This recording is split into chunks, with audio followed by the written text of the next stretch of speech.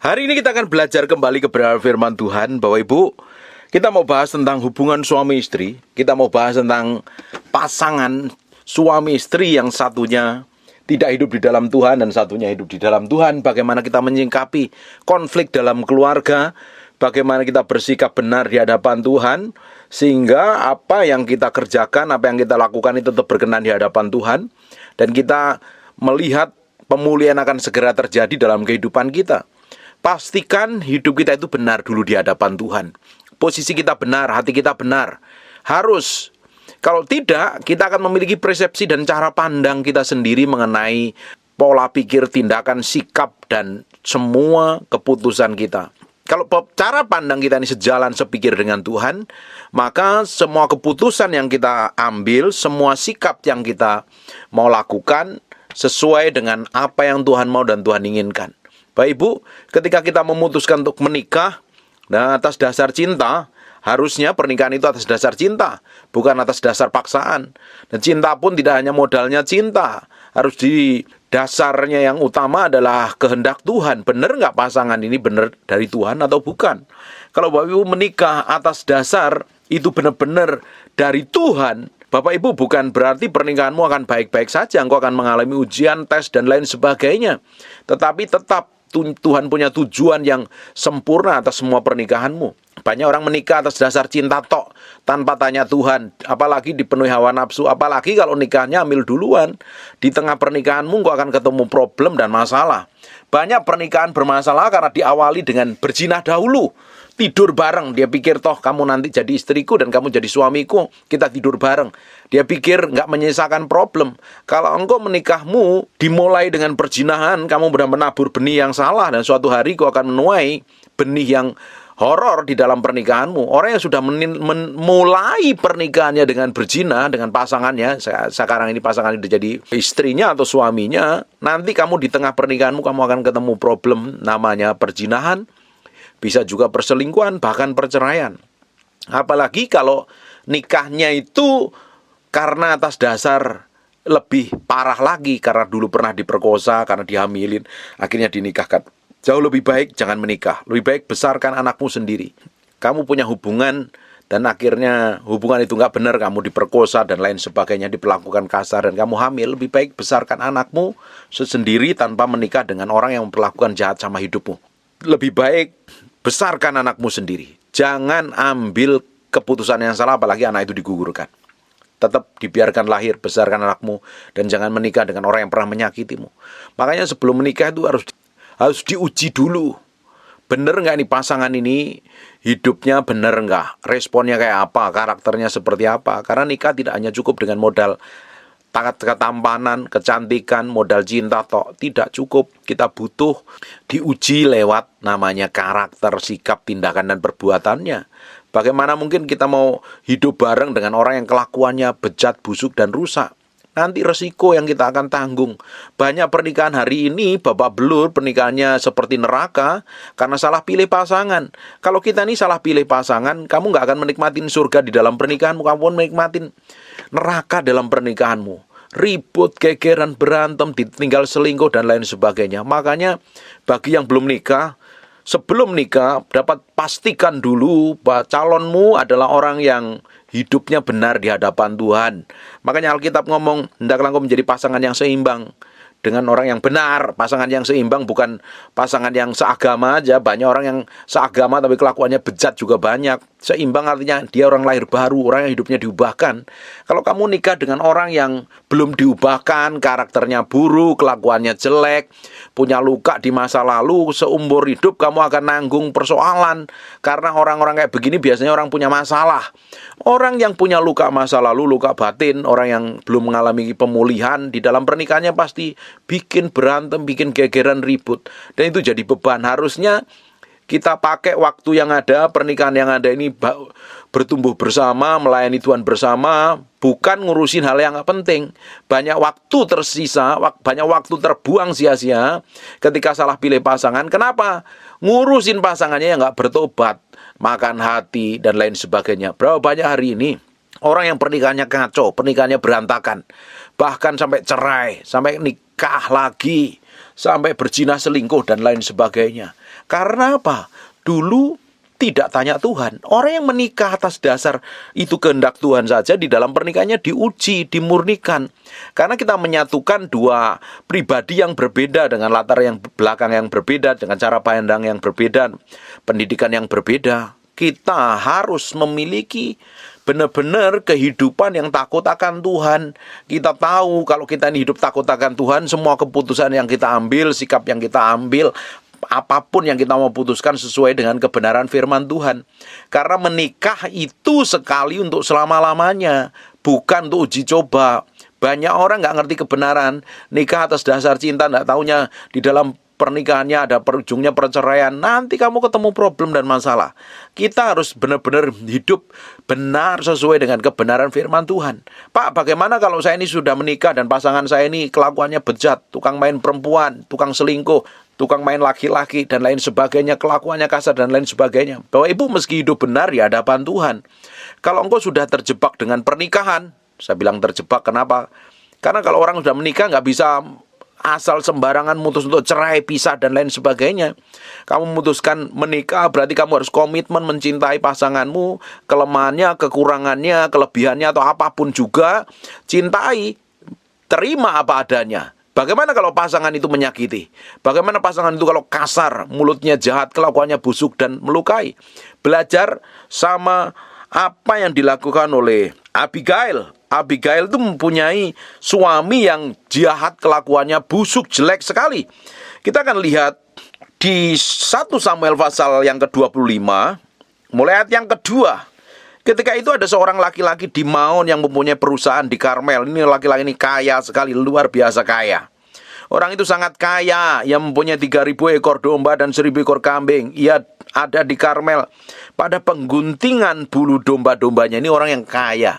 Biasanya orang yang kaya yang nggak diubahkan tuh mulutnya jahat, kelakuannya busuk, tukang main perempuan. Laki-laki ini kalau hidupnya nggak takut akan Tuhan dan kok diberkati, punya pengaruh, mukamu lumayan, nanti kamu pasti hidupmu ngaco. Kalau enggak, laki-laki ini biasanya main perempuan. Kalau enggak main punya perilaku jahat yang lain sebagainya. Makanya laki-laki harus hidup takut akan Tuhan.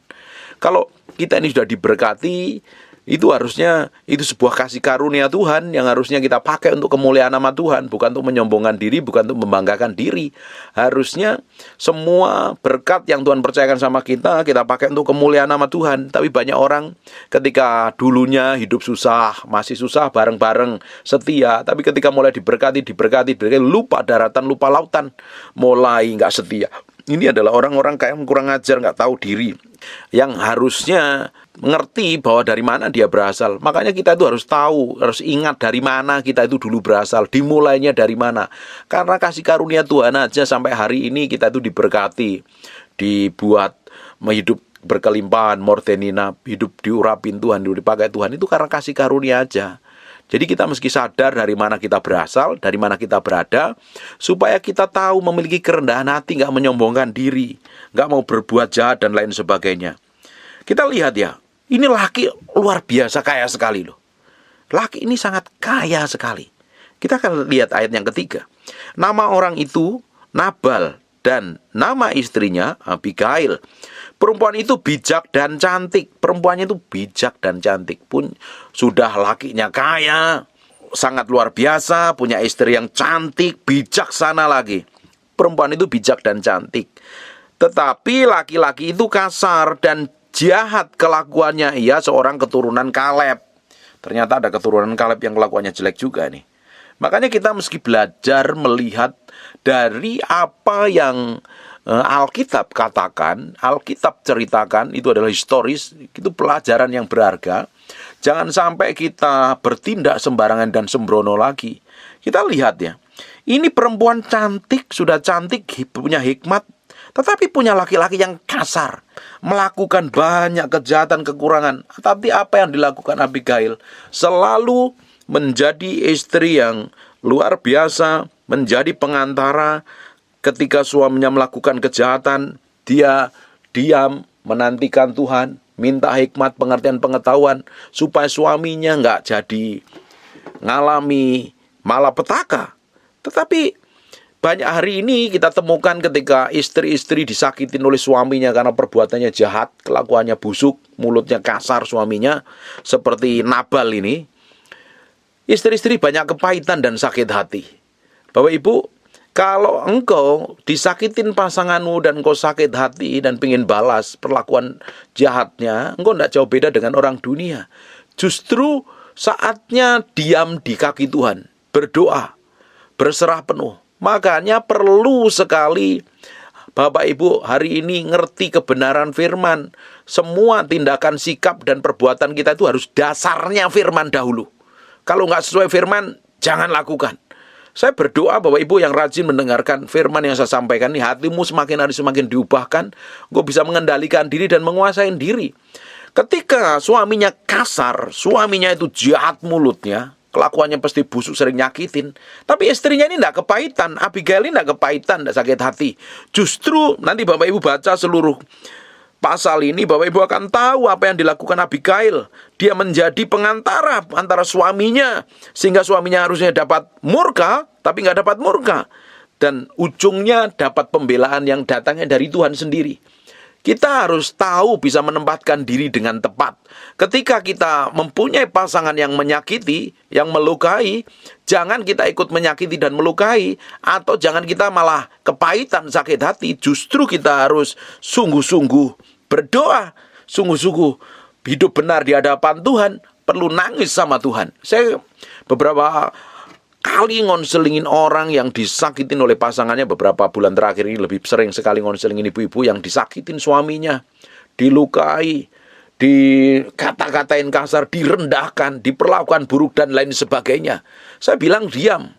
Jangan pernah mau cari tahu kekurangan suamimu, kelemahan suamimu main perempuan tidur di mana, melakukan apa. Nggak perlu tahu. Justru datang sama Tuhan, berdoa sama Tuhan, nangis sama Tuhan, dan belajar berubah. Hidupmu dulu yang dirubah. Kalau pingin suamimu berubah, kamu yang harus berubah dahulu. Jangan pingin suamimu berubah, kamu berdoa, tapi karaktermu kamu nggak diubah. Belajar melayani yang baik. Belajar kasih senyum yang terbaik. Belajar memuji. Belajar memperkatakan janji Tuhan atas suamimu. Belajar melayani yang terbaik di ranjang. Beri pelayanan yang terbaik. Jangan karena melihat pasanganmu selingkuh, kamu sakit hati, benci, dan kamu nggak mau melayani masalah perkara diranjang, dan ujungnya ya pasti tambah ruwet, tambah kacau. Karena Bapak Ibu mesti tahu ini harus dibereskan dulu nih. Karena keributan di dalam keluarga itu ada 3 hal yang sering kali jadi pemicunya. Yang pertama karena komunikasi yang salah. Kalau suami istri komunikasi yang salah, nggak nyambung, ujung-ujung ribut, gegeran, dan berantem. Harus segala sesuatu diomongin dengan terbuka. Masalah keuangan, masalah pekerjaan, masalah seks, masalah masa depan, semuanya harus diomongin dengan baik. Pak, bagaimana kalau saya punya suami yang nggak bisa diajak ngomong? Bu, ibu, engkau harus diam. Doakan suamimu. Karena engkau juga nggak bisa ngambil keputusan untuk bercerai dan berpisah sama suamimu. Mau nggak mau, engkau harus nangis di hadapan Tuhan, diam dan tetap layani yang terbaik. Cari selahnya, ngomong yang baik dengan pasangan hidupmu. Jangan malah cerewet, malah mengomongi kekurangan kelemahannya. Belajar bawa ke dalam hadirat Tuhan, biar Tuhan sendiri yang beracara. Biar Tuhan sendiri yang bekerja dengan cara yang ajaib mengubah hidup suamimu. Hari ini, kalau pasanganmu masih hidupnya jahat dan kelakuannya buruk, jangan pingin kamu merubah suamimu dengan caramu sendiri. Yang pertama kali kamu harus lakukan, ubah dirimu dulu. Seperti yang Tuhan mau dan Tuhan inginkan. Belajar apa sih yang dimauin pasanganmu. Apa sih kekurangan kita? Banyak kita itu seringkali kalau kita ribut dengan pasangan, kita merasa benar, kita merasa hebat, kita merasa suci, dan pasangan kita yang bikin kesalahan semuanya. Padahal dua-duanya punya andil. Kalau hubungan suami istri itu tidak benar, dua-duanya punya andil. Ketika saya ini bersilang pendapat, selisih pendapat dengan istri saya langsung koreksi hati saya, kira-kira saya ini punya andil salah apa enggak nih. Saya ngomongin bareng berdua dengan istri. Dalam problem ini, dalam masalah ini, kamu punya andil salah berapa persen, atau saya yang berapa persen, atau saya lebih besar atau kamu yang lebih besar. Toh kalau kita ributin terus gak ada selesainya. Kita harus cari jalan keluar ya. Kita berdamai, masalahnya udah selesai. Semua masalah itu pasti ada jalan keluarnya. Semua masalah itu bisa dikomunikasikan. Semua orang itu memiliki hati nurani. Semua orang itu punya sisi baik. Ketika kita ini bersikap baik, bersikap manis, bersikap lembut, pasti memiliki respon yang lembut juga. Justru dalam kondisi konflik, jangan pernah ngambil keputusan apa-apa. Dalam kondisi marah, jangan pernah ngomong parah. Kalau ngomong malah parah nanti, malah ribut, marah gegeran dan berantem. Justru dalam kondisi hatimu nggak enak, lebih baik diam. Doa sama Tuhan. Koreksi hatimu dahulu, jangan koreksi pasanganmu. Makanya Bapak Ibu, saya seringkali ngomong koreksi hatimu, jangan koreksi orang lain. Kalau Bapak Ibu ini berantem dengan pasangan hidupmu, koreksi dulu hatimu. Tanya sama Tuhan, ada hal apa ini yang Tuhan mau? Ada hal apa yang diubah dalam hidup saya? Tanya sama Tuhan. Kalau posisimu benar di hadapan Tuhan, Tuhan akan bela hidupmu. Makanya kita itu perlu datang sama Tuhan, mengkoreksi hati kita. Dan pastikan hati kita itu, sikap kita itu benar di hadapan Tuhan. Ketika kita ini terjadi konflik dengan pasangan kita, datang dulu sama Tuhan, koreksi hatimu. Tuhan, maumu apa? Ada yang salah di saya, kekurangan saya di mana? Ya berubah. Kalau ada salah di dalam diri kita, kita berubah dan bertobat. Tapi kalau posisimu benar di hadapan Tuhan, tetap jalan, lakukan seperti yang Tuhan mau, Tuhan akan bela. Tapi jaga sikapmu, jaga perlakuanmu, jaga tindakanmu. Jangan malah nyenyel, jangan malah nyalain, jangan malah cerewet, jangan malah ngomong kasar dan lain sebagainya. Lebih baik diam ketika ribut, satu ribut, lebih baik satu lagi diam, menguasai diri dengan baik, tenang, bawa dalam hadirat Tuhan. Kalau posisi kita itu benar di hadapan Tuhan, Tuhan yang menjadi pembela kita. Kita nggak perlu dera diri, kita nggak perlu nangis geru-geru meratapin diri, nggak perlu datang sama Tuhan, diomongin semuanya masalah yang ada. Tuhan sendiri yang ada di pihak kita, Tuhan sendiri akan membela kita. Nah, kita belajar merubah hati kita, dan Tuhan akan ubah pasangan hidup kita. Jangan ujuk-ujuk pingin merubah pasanganmu. Jangan ujuk-ujuk datang pingin membela diri dan membenarkan diri, malah gegeran dan berantem. Kalau Bapak Ibu punya masalah ribut dan gegeran dengan pasanganmu, jangan membenarkan diri. Mau kamu salah, kamu benar, tetap belajar diam, mengendalikan diri. Toh percuma mengklarifikasi kalau kondisinya lagi panas, mulutnya lagi ngomongnya dengan nada yang tinggi. Kalau mau coba klarifikasi, menjelaskan, nggak bisa masuk. Lebih baik rest, istirahat, rileks dalam hadirat Tuhan, tenang dalam hadirat Tuhan. Bapak Ibu belajar dengan apa yang dilakukan oleh Hana. Hana itu juga sama, diperlakukan buruk oleh madunya. Di 1 Samuel pasal yang pertama, ayat yang kedua dan 6. Orang ini mempunyai 2 orang istri, seorang bernama Hana dan yang lain bernama Penina. Penina mempunyai anak, tetapi Hana tidak. Tetapi madunya selalu menyakiti hatinya supaya ia gusar, karena Tuhan telah menutup kandungannya. Bapak Ibu belajar mengendalikan diri. Hana awalnya sakit, Hana awalnya kesel, Hana awalnya merana, sedih. Dan banyak orang ketika disakitin, dilukai, pasti kalau nggak bisa mengendalikan hatinya, dia sedih, dia terluka, dia bisa merana. Tetapi apa yang dilakukan Hana? Datang sama Tuhan. Dia minta sama Tuhan, berdoa sama Tuhan, minta pembelaan, dan Tuhan lakukan pembelaan. Bagian kita itu, ketika kita mengalami perlakuan buruk dari orang lain, datang kepada Tuhan, koreksi hati, selidiki kedalaman batin. Kalau ada salah, bertobat dan berubah. Kalau dalam kondisi benar, tetap berdoa, belajar mengampuni. Jangan sampai kita marah dan sakit hati. Kebanyakan orang ketika pasangannya selingkuh, pasangannya main perempuan, pasangannya punya simpenan, pasangannya berlaku kasar, mulutnya jahat, tiba-tiba dia sok sakit hati. Kamu yang rugi. Saya sudah bilang berkali-kali, jangan mikirin orang yang gak mau dipikirin. Buat apa kita mikirin orang? Kita mikirin suami kita. Mungkin kalau istri-istri yang suaminya selingkuh, dipikirin suaminya. Kemana dia, tidur sama perempuan mana. Atau lakimu, atau laki, bapak-bapak ini yang punya istrinya main serong, dipikirin nanti begini-begini. Terus kamu sampai sakit, sampai stres, bingung, kacau. Udah, gak perlu dipikirin, datang kepada Tuhan. Nanti malah kamu yang sakit, serahin sama Tuhan. Belajar berserah sama Tuhan. Kita gak bisa punya hati untuk membenci. Dan gak ada jalan lain kecuali kita melepaskan pengampunan atas pasangan hidup kita. Kita tuh mau melakukan kehendak Tuhan, memang ada harga yang harus dibayar. Apalagi kalau pernikahanmu dulunya tidak didasari dengan kekudusan, kesucian, dan bukan datangnya daripada Tuhan, kau bayar harga yang mahal sekali di dalam pernikahanmu. Waktu kau bayar harga yang mahal di dalam pernikahanmu, kamu tetap mengampuni, tetap berdoa sama Tuhan, tetap belajar berubah, tetap kasih senyum yang terbaik, tetap layani yang terbaik. Dan ketika keputusan hatimu untuk berubah seperti yang Tuhan inginkan, Tuhan bisa ubah pasangan hidupmu. Tuhan tuh bela orang yang sungguh hati mencari Dia.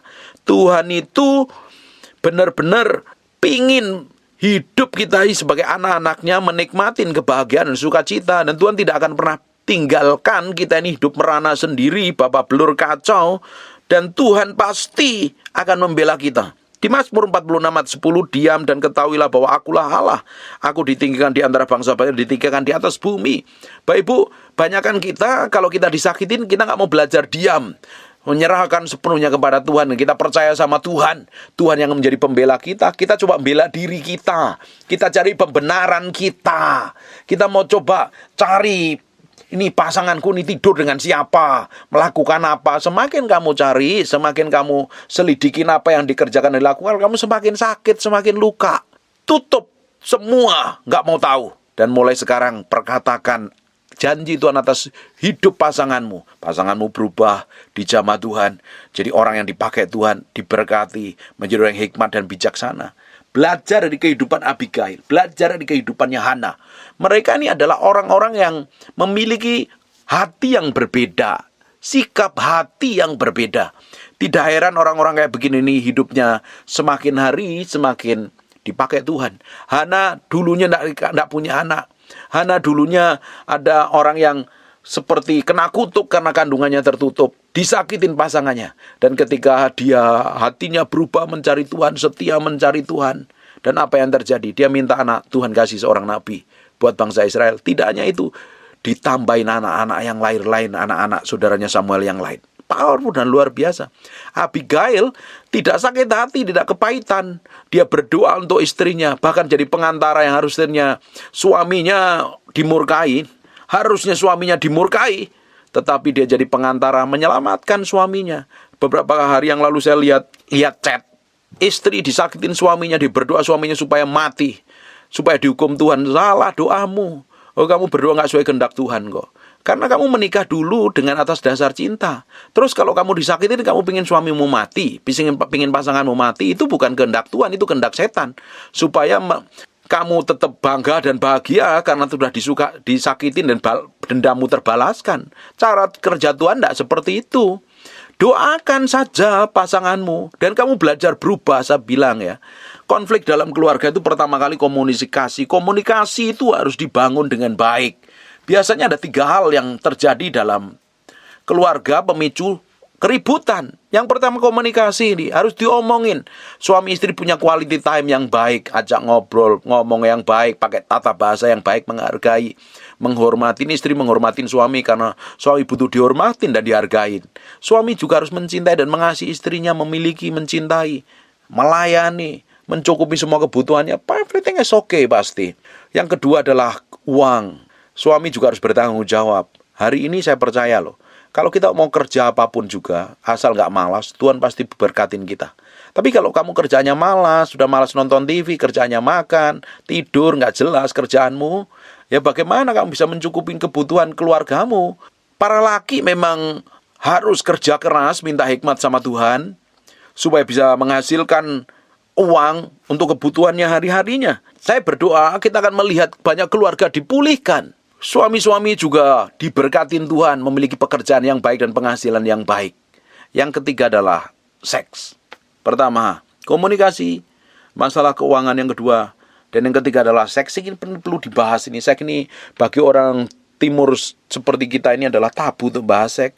Tapi banyak suami selingkuh karena istrinya tidak bisa melayani seks dengan baik di ranjangnya. Atau memang dasar lakinya memang udah nakal, bejat duluan, memang tukang main perempuan. Ada yang seperti itu. Tapi paling tidak seks ini juga dikomunikasikan dengan baik antara suami dan istri. Seks itu kudus di dalam pernikahan. Seks itu suci di dalam pernikahan. Seks tidak suci ketika dilakukan di luar pasangan hidup kita. Makanya harus diomongin dengan baik. Sukanya yang seperti apa, bagaimana cara melayani suami, cara melayani istri, bagaimana memuaskan dan lain sebagainya. Perlu diomongin, perlu dibicarakan. Ibu-ibu harus belajar, beli buku tentang pendidikan seks dan lain sebagainya yang mendukung. Supaya bisa melayani suami dengan baik, mengkomunikasikan dengan baik. Jangan ketika suamimu selingkuh, terus kamu ingin berubah, tapi kamu nggak melakukan apa-apa. Nggak pernah melayani di ranjang. Ya tetap aja lakimu bejat dan tambah rusak. Istri-istri harus belajar melayani suaminya dengan baik, melayani di ranjang dengan baik. Ini bukan masalah tabu. Seks di dalam pernikahan itu kudus. Suami istri harus diomongin ini. supaya ngerti, bisa saling melayani dengan baik, saling memberi kepuasan satu dengan yang lain dengan baik, supaya saling menjaga, supaya dua-duanya tidak jatuh di dalam dosa. Kalau seks ini baik, keuangan baik, komunikasi baik, hidupmu itu akan enjoy, menikmati. Nggak akan terjadi, kemungkinan terjadi ribut dan gegeran itu kecil sekali. Tapi kalau ketiga hal ini seringkali jadi pemicu keributan, ya belajar kelemahannya di mana masing-masing. Bapak Ibu, makanya kita harus mengkoreksi hati kita sampai kedalaman batin kita yang terdalam. Kalau ada apa-apa, terjadi konflik suami istri, coba dicek dulu salahmu di mana, kekuranganmu di mana. Kalau posisimu benar di hadapan Tuhan, tetap jalan sama Tuhan. Kalau ada kesalahan, bertobat dan berubah. Belajar melepaskan pengampunan. Belajar bersikap yang manis dan baik. Kita setelah menikah dulu itu atas dasar kita mencintai dan mengasihi. Ngapain ketika kita ribut dan gegeran tiba-tiba kita menjadi benci, menjadi kasar, menjadi kesel dan marah? Bukankah cinta yang kita mau awali untuk mengambil keputusan menikah itu begitu besar? Kenapa sekarang meski ribut dan gegeran, berantem dan kesel? Gak bisa seperti itu. Pernikahan di dalam kekristenan itu bukan main-main. Sekali menikah untuk selama-lamanya.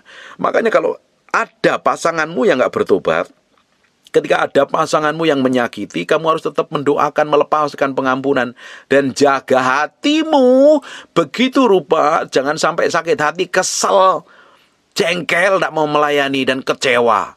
Tidak akan pernah membuat keluargamu dipulihkan.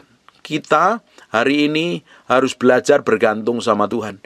Bagi bapak-bapak, ibu-ibu yang pernikahanmu sedang babak belur, kamu mesti belajar bayar harga di hadapan Tuhan, melakukannya extraordinary, lebih di atas rata-rata, mencintai, mengasihi, mengampuni, mendoakan, dan memperlakukan dengan sikap dan tindakan perbuatan yang terbaik buat pasangan hidupmu. Jangan sampai sakit hati, kesel dan marah. Makanya di Galatia pasal yang ke-6 ayat pertama, kita yang rohani dahulu, kita yang ngerti kebenaran, kalau ada pasanganmu yang hidupnya nggak benar di hadapan Tuhan, harus belajar membimbing dengan roh lemah lembut supaya kita nggak jatuh di dalam pencobaan. Tapi kebanyakan orang tuh marah ketika pasangannya melakukan pelanggaran, kesalahan. Ujungnya bukan masalahnya selesai, tambah gegeran, berantem dan ribut, kacau semuanya. Belajar mengerti kekurangan dan kelemahan pasanganmu. Kalau ada pasanganmu punya kelemahan dan kekurangan, bawa di dalam doa, doain. Sakit Pak, saya udah doa bertahun-tahun, udah puluhan tahun, udah 20 tahun, 30 tahun, hampir 40 tahun, suami saya nggak berubah. Doain, doa, nangis sama Tuhan, minta pembelaan Tuhan. Tuhan akan muncul dengan kuasanya, akan membela. Tuhan akan melihat tangisan, air matamu dan penderitaanmu. Tuhan lihat dan perhatikan, dan Tuhan sendiri akan muncul dalam kedahsyatan dan kuasanya. Berdoa ibu-ibu ketika suamimu itu selingkuh, kasar, menyakitin kamu, melukai, nangis sama Tuhan. Jangan stres, jangan bingung, jangan kacau. Nangis sama Tuhan, ceritakan semuanya sama Tuhan, minta Tuhan sendiri yang bela. Jangan kau membela diri, jangan kau bertanya, "Lu, aku sudah melakukan yang terbaik, kenapa kok suamiku begini? Aku sudah memberi yang terbaik, kenapa suamiku begini?" Nggak perlu mempertanyakan segala sesuatu sama Tuhan. Serahin sama Tuhan. Memang ada diizinkan Tuhan kadang satu dan lain hal supaya hati kita itu dibentuk, diproses semakin mencintai Tuhan. Berapa banyak ibu-ibu yang dulunya nggak peduli dengan Tuhan, nggak mau tahu tentang Tuhan, nggak tahu kebenaran, ketika melihat pasangannya, suaminya melakukan kejahatan, berlaku buruk dan jahat, tiba-tiba dia mencari cinta Tuhan dan mengasihi Tuhan. Itu adalah cara Tuhan untuk merubah hati seseorang. Apalagi kalau hari ini engkau sudah hidup benar, hidup takut akan Tuhan, hidup mengasihi Tuhan, dan masih tetap melihat pasanganmu kelakuannya tidak berubah. Doa sama Tuhan, minta hikmat. Jaga mulutmu, jangan ngomong jelek. Jaga mulutmu, jangan ngomong kasar. Jangan mau tahu tentang apapun juga kelakuan buruk suamimu. Bawa di dalam doa. Jadi pengantara antara suamimu yang berdosa dengan Tuhan. Jadi pengantara antara istrimu yang berdosa dengan Tuhan. Dan dapat dipastikan posisimu harus benar dulu di hadapan Tuhan. Kalau posisimu benar, surga akan ada di belakangmu yang akan membelamu. Nggak perlu nangis, merana, menderita, mengasihi diri sendiri. Tidak ada gunanya. Mengasihi diri sendiri tidak ada gunanya. Mempertanyakan diri, kenapa ini terjadi? Kapan pemulihannya? Juga tidak akan menyelesaikan apa-apa. Belajar berubah. Ada hal kekurangan, kelemahan yang harus dirubah. Dirubah. Semakin hari, semakin menjadi serupa segambar dengan Tuhan. Ada kelakuan buruk, berubah. Tetap mencintai dan mengasihi pasanganmu. Kasih, cintai, kasih kelemahannya. Cintai kekurangannya. bawa di dalam doa. Tuhan sendiri akan campur tangan. Bapak Ibu, kalau engkau keluargamu sedang di ujung tanduk, seakan-akan udah nggak ada jalan keluar.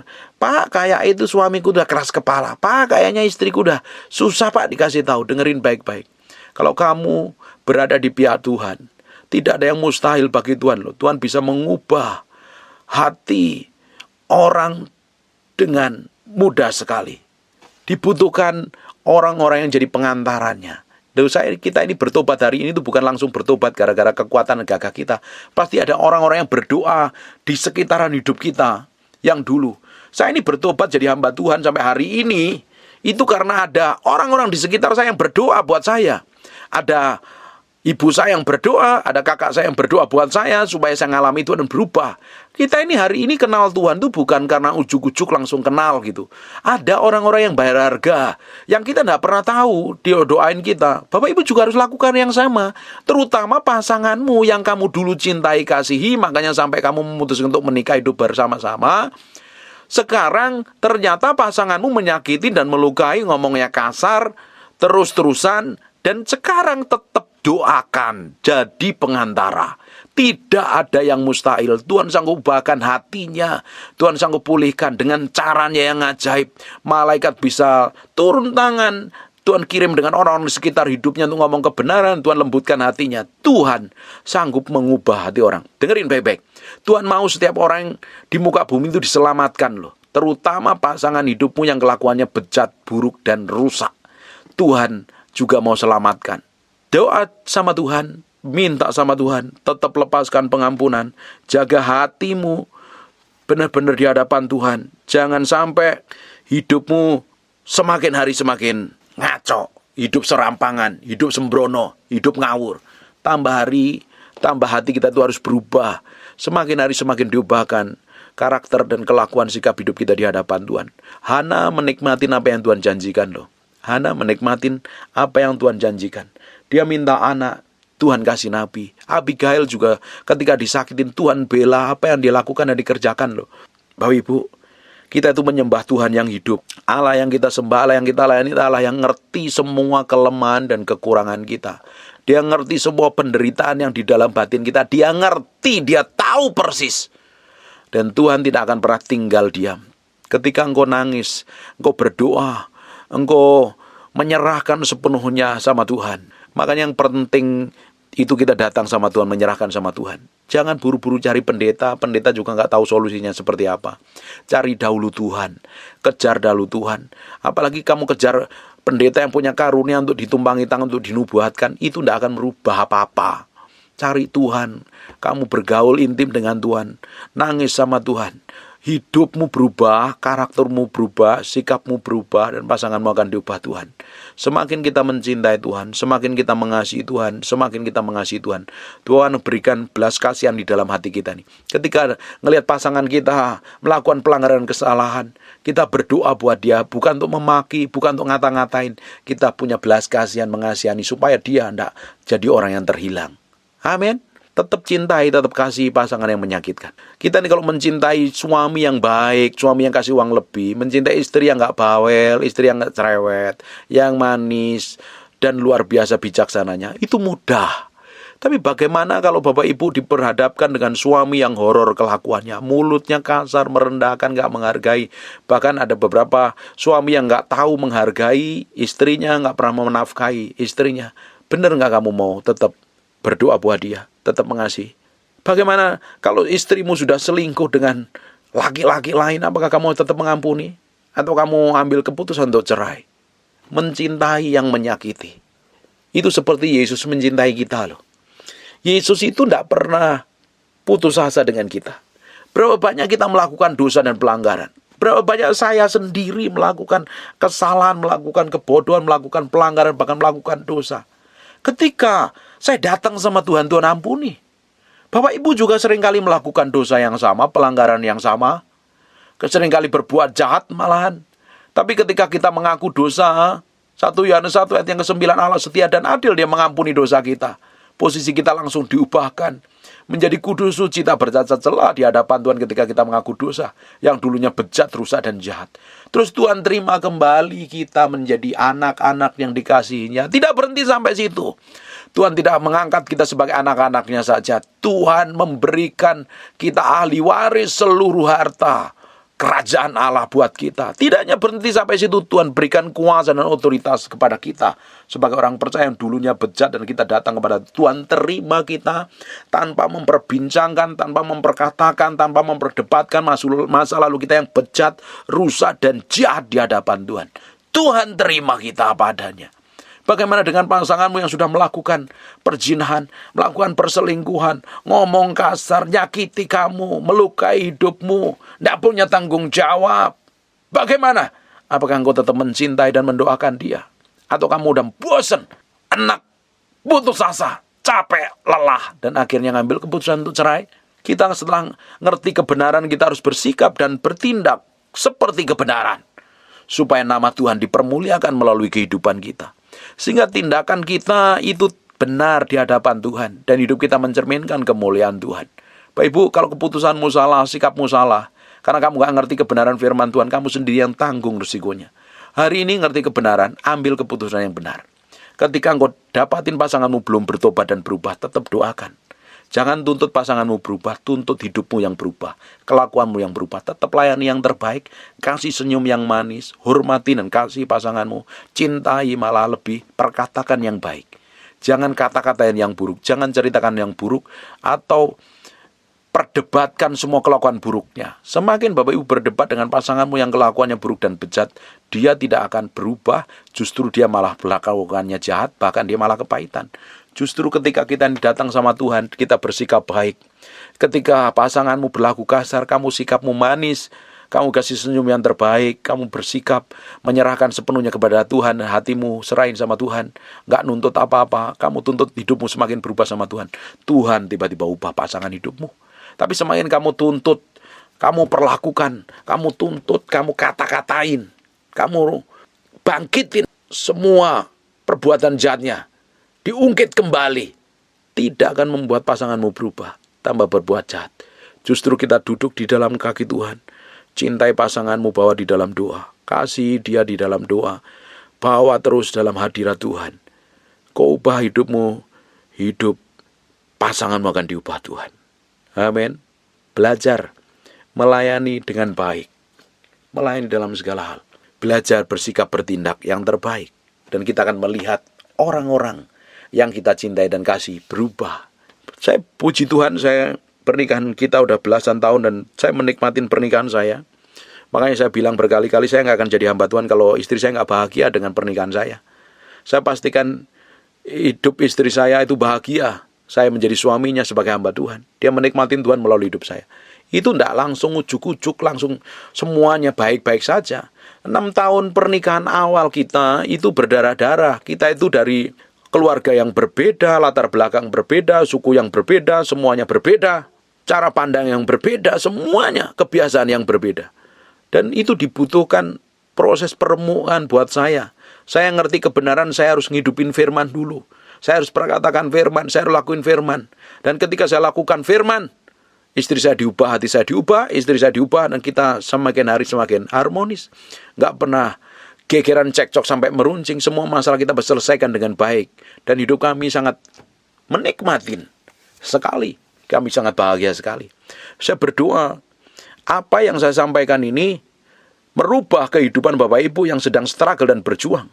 Saya nggak bisa ngomong tentang kehidupan pernikahan yang bahagia kalau keluarga saya nggak bahagia.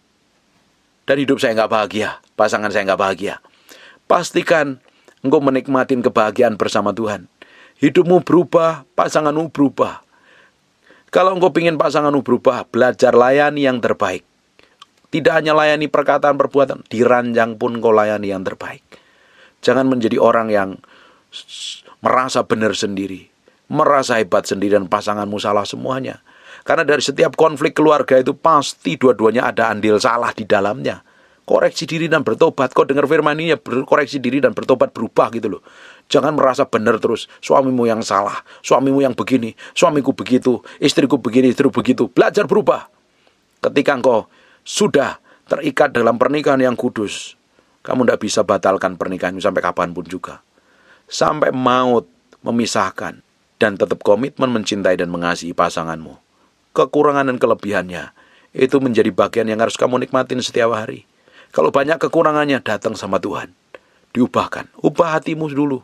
Layani Tuhan, cintai Tuhan, kasih Tuhan. Kamu akan lihat hidupmu berubah, pasanganmu berubah, anak-anakmu berubah. Semua keluargamu akan diubah Tuhan dan mempermuliakan nama Tuhan. Amin. Yesus sampai hari ini tidak pernah putus asa dengan kita. Kita tuh punya Tuhan yang hebat. Saya kadang kalau berdoa sering nangis sama Tuhan, thank you yang Engkau gak pernah putus asa dengan saya. Berapa banyak kali saya bikin salah dan dosa, bikin pelanggaran, Engkau tetap terima aku loh Tuhan. Engkau tidak hanya berhenti sampai terima aku, Engkau berkati aku. Engkau jadikan aku ahli warismu. Tidak hanya berhenti sampai itu, Engkau urapi aku, Engkau sertain aku. Itu powerful loh Tuhan loh. Harusnya semakin hari kita semakin diubah menjadi serupa segambar dengan Tuhan. Kita juga bisa bersikap bertindak dengan pasangan kita sama seperti Tuhan bertindak, bersikap sama kita. Kita bisa mengampuni, mendoakan, mengasihi, mencintai pasangan kita yang menyebalkan dan menyakiti. Saya berdoa, hidupmu akan dipulihkan. Keluarga yang sedang di ujung tanduk, yang kerjanya ribut dan gegeran, saling koreksi diri, berubah. Berubah, jangan tuntut orang lain berubah. Engkau sendiri yang harus berubah menjadi serupa segambar dengan Tuhan. Amin. Sekarang tutup matamu, tutup Alkitabmu. Bapa, hamba-Mu berdoa dalam nama Yesus, kami materaikan firman-Mu dengan darah anak domba Allah, firman ini nempel dalam batin kami. Berhari-hari, berminggu-minggu, berbulan-bulan, firman jadi kehidupan. Bagi bapak-bapak atau ibu-ibu yang sedang struggle dalam keluarganya, sedang berjuang, sedang terjadi keruwetan, konflik, kekacauan dalam keluargamu, taruh tangan kananmu di bagian dada hamba-Mu berdoa dalam nama Yesus. Setiap orang yang mengangkat tangannya taruh di dada hamba-Mu berdoa, berikan kekuatan secara ilahi, hikmat pengertian, Tuhan berikan kesabaran, Tuhan ajari dia berubah menjadi sama seperti Engkau. Berdoa, berserah penuh, menjadi pengantara antara pasangan yang sedang berdosa dengan Engkau sendiri Tuhan. Jangan sampai timpakan murka, biar Engkau sendiri yang membela semua apa yang dikerjakan, apa yang dilakukan. Engkau lihat semua penderitaan yang sakit hatinya, luka batinnya, Tuhan sendiri campur tangan. Tuhan sendiri campur tangan. Tuhan sendiri yang pulihkan. Tuhan sendiri yang pulihkan. Hamba-Mu berdoa dalam nama Yesus. Dalam nama Yesus. Biar pengurapan itu turun. In Jesus name. In Jesus name. Pengurapan itu mengalir dari ujung rambut sampai telapak kaki. Hamba-Mu berdoa biar kuasa itu mengalir. Berikan kemampuan, kekuatan untuk mengampuni, mendoakan, mengasihi, menghormati Tuhan. Dalam nama Yesus. Ajarin untuk mengendalikan diri dengan baik. Hamba-Mu berdoa sepanjang tahun ini banyak keluarga dipulihkan Tuhan. Anak-anak kembali kepada bapaknya, bapak kembali kepada anak-anaknya. Suami dan istri semakin hari semakin harmonis, semakin diubahkan Tuhan. Terjadi pemulihan, terjadi pemulihan. Jagain para istri itu menjaga mulutnya, lidah bibirnya. Jangan asal sembarangan, jangan ngomong yang buruk mulai hari ini. Hamba-Mu berdoa, mereka memperkatakan janji Tuhan atas pasangan hidupnya yang hidupnya malah kacau. Suami-suami yang melihat istrinya hidupnya dalam kekacauan, Hamba-Mu berdoa biar memperkatakan, punya pengendalian diri, perkatakan kebenaran janji Tuhan atas hidup istrinya. Hamba-Mu berdoa sepanjang tahun ini ada keluarga dipulihkan Tuhan. Bahkan mereka mengalami breakthrough dan terobosan dalam nama Yesus. Hamba-Mu berdoa, Engkau sendiri yang beracara, Engkau sendiri yang bekerja Tuhan. Urapi firman yang Hamba-Mu sampaikan ini, tembus sampai kedalaman batin mereka, terpahat dalam loh batin mereka berhari-hari, berminggu-minggu, berbulan-bulan pertama firman itu jadi kehidupan. Terima kasih Tuhan. Hamba-Mu berdoa orang yang sakit dan mengalami kelemahan tubuh, oleh bilur Yesus, oleh darah Yesus, jadilah Engkau tahir, jadilah Engkau sembuh, jadilah Engkau sehat seperti sedia kala. Dalam nama Yesus, berkat-Mu berkelimpahan buat kami ya Tuhan. Terima kasih. Kami kembalikan pujian, hormat, pengagungan buat Raja kami yang maha mulia. Dalam nama Yesus. Haleluya. Amin. And God bless you. Terima kasih Tuhan. Bagimu segala hormat, pujian, pengagungan. Terima kasih Tuhan. Buka matanya sebentar. Siapa yang ingin datang ibadah, pingin ngalami Tuhan, pingin ketemu Tuhan, HP-mu mesti di silent dulu. Kita mesti respect dan hormat akan hadirat Tuhan. Amin. Dari kerinduan Bapak Ibu, rasa haus dan laparmu ingin ketemu Tuhan, bukan hanya sekedar datang ibadah, tapi engkau ingin ketemu Tuhan. Nah, Tuhan akan manifestasikan kuasanya. Amin. Tutup matamu. I just want to praise you.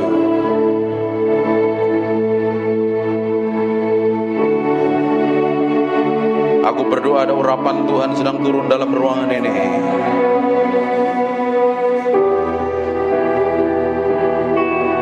Jamah setiap orang yang haus dan lapar akan Tuhan. Angkat tanganmu dua-dua.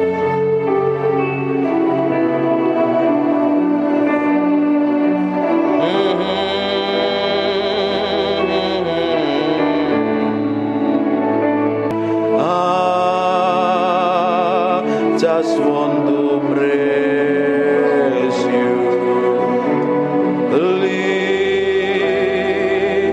my hands and say, I love you. You are everything to me, and I exalt your holy name, and I exalt your holy name, and I exalt your holy name, Most High. I just want to praise you. I just want to praise you. I just want to praise you.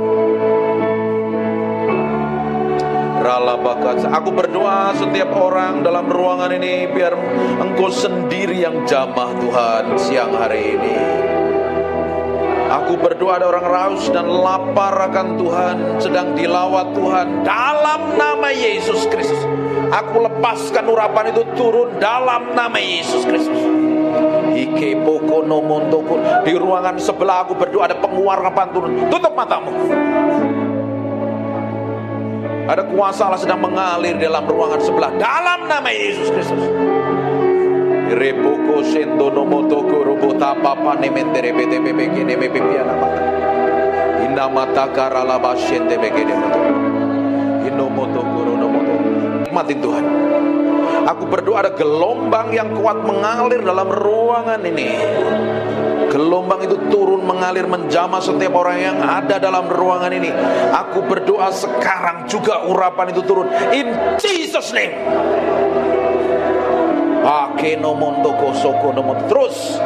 Terus pengurapan itu semakin kuat jamah dan urapi, bahwa mereka mengalami pengalaman-pengalaman pribadimu dengan ajaib dan dahsyat. Nikmatin Tuhan. Nikmatin Tuhan. Fokus sama Tuhan. Alami Tuhan siang hari ini. Alami Tuhan. Alami Tuhan. Alami Tuhan. Ada beberapa orang sedang dijamah. Aku berdoa. Ada seseorang yang sedang dipenuhi dengan urapan mengalir dari ujung rambut sampai telapak kaki. Ada sesuatu yang bergerak semakin kuat. Aku berdoa pengurapan itu semakin meluap.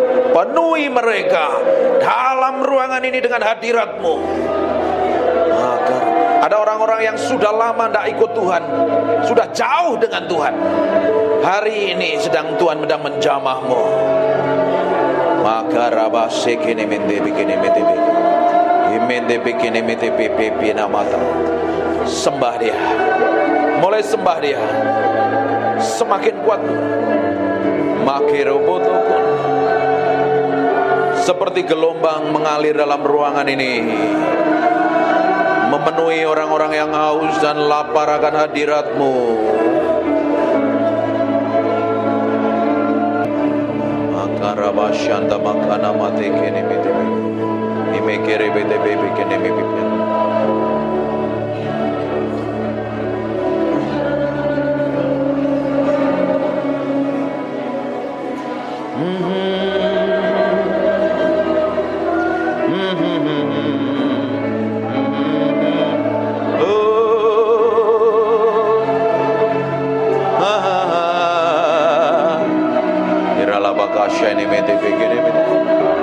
Ini bagian-Mu Tuhan, Engkau sedang menjamah umat-Mu.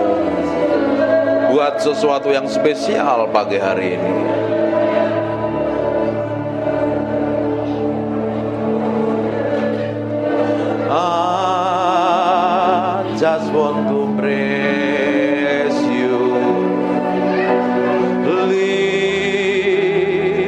my hand.